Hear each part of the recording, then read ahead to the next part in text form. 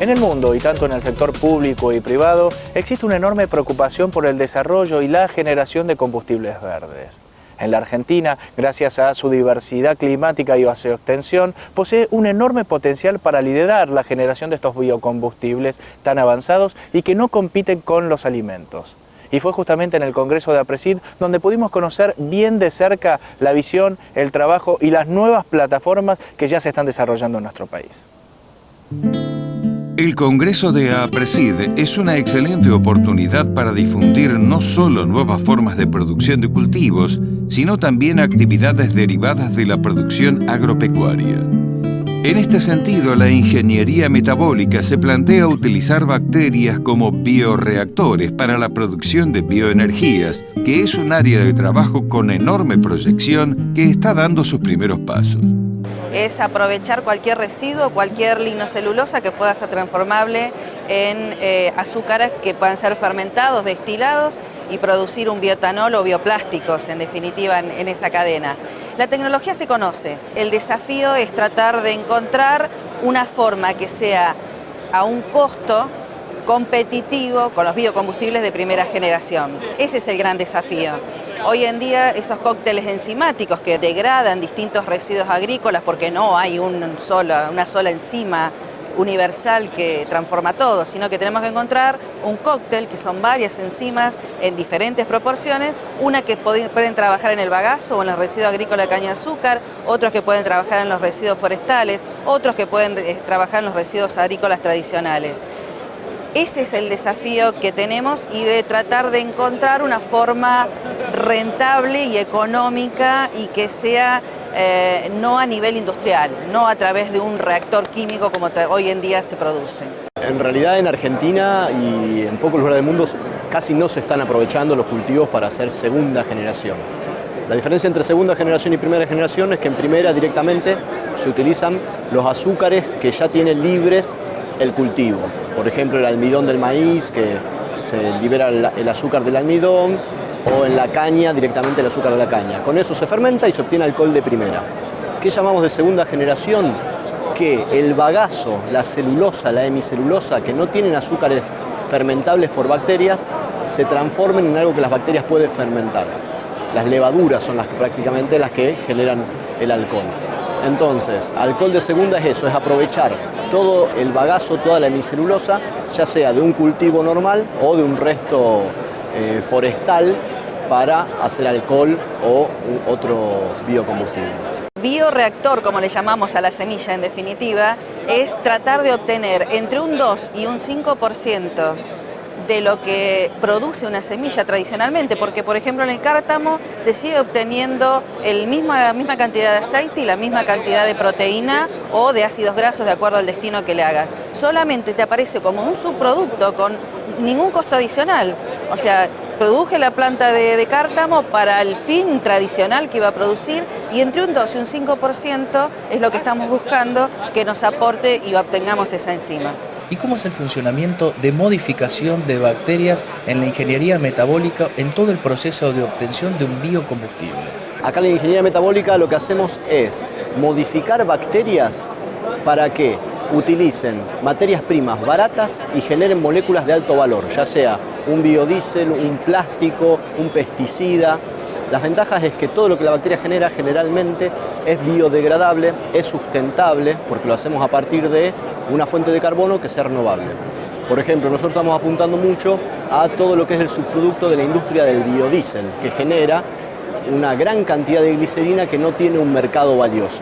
Lo que hacemos es utilizar bacterias que no son perjudiciales para el hombre, que están en la naturaleza y que crecen muy bien en laboratorio y a nivel industrial. Y a estas bacterias las modificamos para que utilicen muy bien a la glicerina, preferentemente la glicerina cruda, la que sale directamente de la planta sin refinar, y crezcan con esta glicerina y vayan haciendo productos que o liberan al medio de cultivo o los acumulan en su interior y luego uno procesa esas bacterias y se queda con este producto de interés.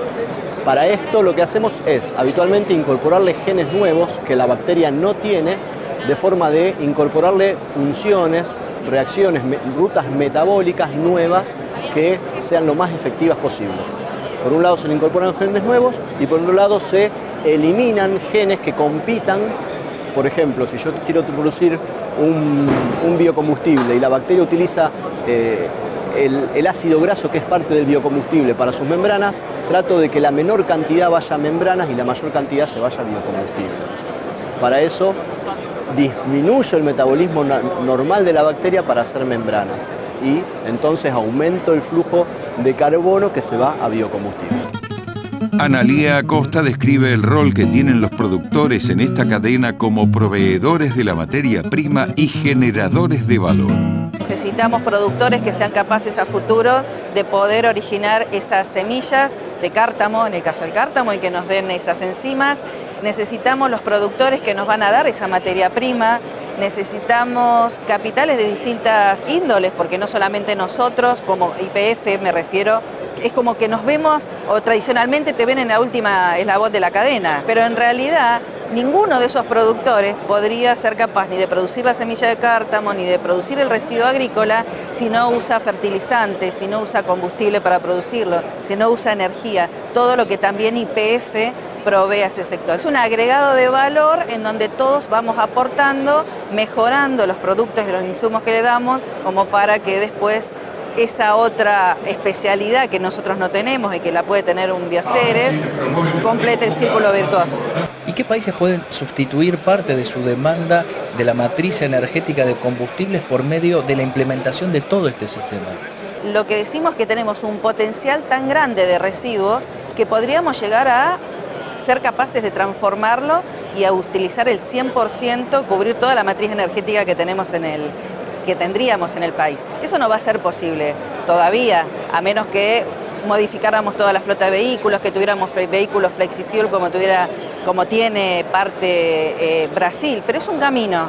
Una parte, lo que tenemos como potencial de Argentina es ser productores hacia el mundo de esas enzimas y cócteles enzimáticos, para que en otros lugares también transformen sus propios residuos en biocombustibles. Manteniendo las condiciones actuales, las hectáreas que son cultivadas en las 8 regiones que mencioné, que eran la Unión Europea, China, India, Oceanía, Estados Unidos, México, Brasil y Argentina, y creo que no me olvido de ninguna, se genera alrededor de 4,6 billones de toneladas de residuos. Y eso podrían producir una cantidad de etanol, que también eso está variando. Hoy en día cada tonelada de residuo te produciría, con las enzimas que se conocen, 250 litros de alcohol. Nosotros aspiramos a mejorar ese rendimiento y estar por encima de los 400 litros por tonelada de residuo. Entonces, cuando empezás a jugar con esos números, esas 8 regiones, si destináramos el 17,5% de estos residuos, cubrirías el 50% de la demanda de combustible. Y de los derivados de la soja y sus subproductos, por ejemplo la glicerina, ¿cómo es el proceso que hacen en el agregado de valor a lo largo de toda la cadena de estas bacterias? Una tonelada de glicerina cruda sale en el mercado hoy en día entre 200 y 250 dólares. Si uno de esa glicerina la logra transformar en un biodiesel en forma eficiente, el biodiesel ya sale 6 veces más. Un bioplástico vale unas 25 veces más que la glicerina. Un biopesticida vale miles de veces más que la glicerina. Entonces, a medida que uno pueda transformar eficientemente la glicerina en estas otras moléculas, está generando una ganancia muy grande sobre algo que es prácticamente un desecho. Lo que nosotros estamos aprovechando es la experiencia de muchos años en el uso de una bacteria en particular, que no es la que usan la mayoría de las empresas en el mundo, y el hecho de que Argentina es el principal exportador mundial de biodiesel. O sea que tenemos acá en el Gran Rosario el 10% de la producción de glicerina del mundo. Entonces tenerla acá es un valor logístico muy importante para todo este tipo de biorefinerías que queremos hacer. INMET es una empresa con aporte público y privado enfocada a la ingeniería metabólica que desarrolla compuestos de interés comercial que colaboran en la producción de combustibles de segunda generación. YPF ha dado un paso importante, ha formado la empresa de tecnología que es CITEC junto con el CONICET, una sociedad similar a la que tiene INDEAR en conformación con el CONICET. Y creo que ya no vemos qué hace uno y qué hace otro. Creo que todos tenemos un aporte y que no podemos trabajar aisladamente. Antes era, uno se encargaba de un desarrollo, ese aportaba a la cadena que seguía. Hoy en día tenemos que estar trabajando desde el comienzo todos juntos y con un concepto más general de lo que es investigación, pero investigación aplicada. Este proyecto termina en un proceso productivo, no es solamente un estudio, un paper y dejar sentadas las bases para producir. No, el desafío es que a lo largo de los 4 o 5 años que demanda este trabajo, este programa, poder llegar a una planta a escala piloto y estar en condiciones de replicar la escala industrial. Una sociedad entre investigadores del CONICET, Bioceres e INDEAR. Hemos formado una plataforma nueva de ingeniería metabólica dentro de INDEAR, donde en mi caso yo soy investigador del CONICET y ahora trabajo en lo que CONICET llama investigador en empresa.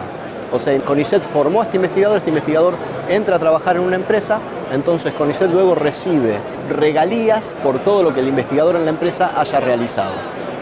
La empresa recibe una persona formada con experiencia en un área que la empresa generalmente no tiene y CONICET se nutre de, para empezar, esto ha llevado a la formación de nuevos recursos humanos. En mi grupo de trabajo hay 2 doctores de la Universidad Nacional de Rosario y un biotecnólogo, entonces se generan nuevos puestos de trabajo independientes del Estado, estos son puestos de trabajo en una empresa privada, y donde se aplica realmente el conocimiento que el Estado generó, en generar más riqueza que devuelve al Estado.